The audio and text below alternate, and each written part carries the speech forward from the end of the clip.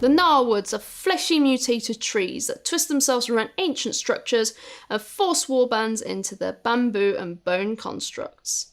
Hello and welcome to this painting video. In this video we're going to show you how to paint one of the rib platforms from the Warcry Heart of Gur box set up to battle ready.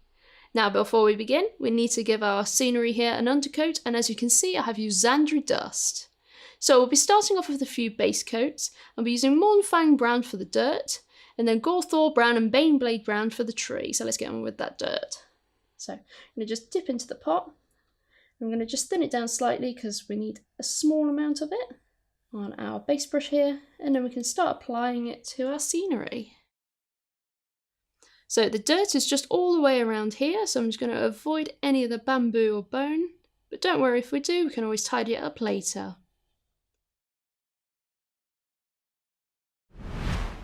With the dirt now painted, we're going to move on to painting the body of the tree with Gorthor brown. We want to cover the whole tree with this as well, and you may need a couple of coats.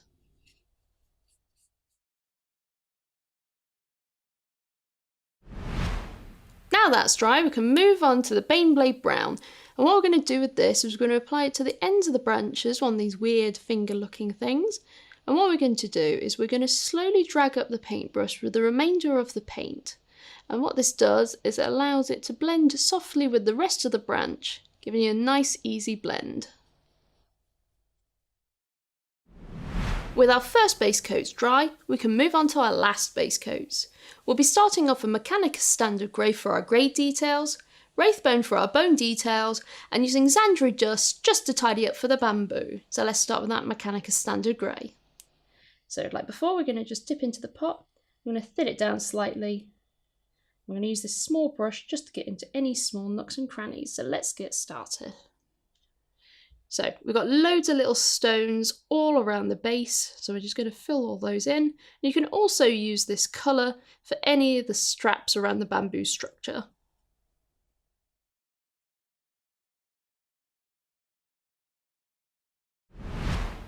With that dry, now we can move on to the Wraithbone, and we're going to use that all over the bone areas, the teeth, any horns that are laying out on the ground, and the claws on the tree. You may need a couple of coats of this just to get a nice coverage.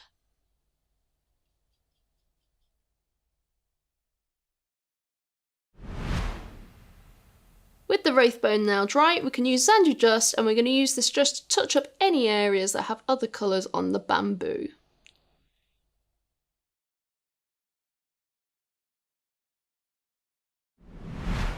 Now that our base coats are now dry, we can move on to the shades. We'll be starting off with Targor Rage shade for the main body of the tree, and then Berserker Blood shade for the fingers of the tree. So let's get started. So we're going to just dip into the pot, but we don't need too much. We're using a large shade brush for this, and then we can start applying it to the tree. So we're going to coat all over the tree just with a nice thin layer, avoiding the fingers of the tree and those claws as well. Don't worry if it pulls in areas, you can always pull it around or soak it off with a clean brush. Now that the Targor Rage shade is dry, we're going to apply another layer just towards the bottom of the roots up to the trunk, just to give a darker sheen.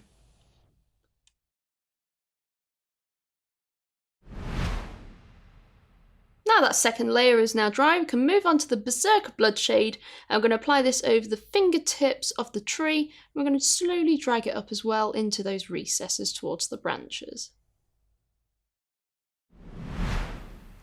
With those shades now dry, we can move on to our last shade and contrast. We'll be starting off with Agrax Earth shade thinned down with contrast medium for the bone and grey details, and Agaros Dunes thinned down with contrast medium for the bamboo. So let's start with the Agrax Earth shade. So what we're going to do is take 3 parts of contrast medium. I'm going to pop it onto our palette here, 2 and 3, and then we're going to give our brush a little clean in the water and dry it off on some paper. And I'm going to take 1 part Agrax Earth shade and we're going to thin it down. So we just want to mix that really well. And make sure our brush is slightly pointy and we don't take too much of the contrast. There we go. Now our shade is ready to go onto those details. So we're going to apply it all over the bone. And any of those grey details like the rocks and any of those straps around the bamboo construct.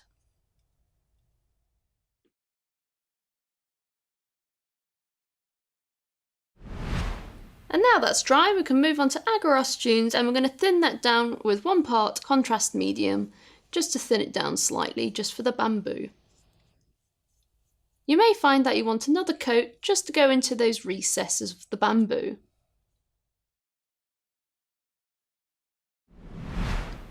And now that our shades and contrast are dry, our grid platform is now complete.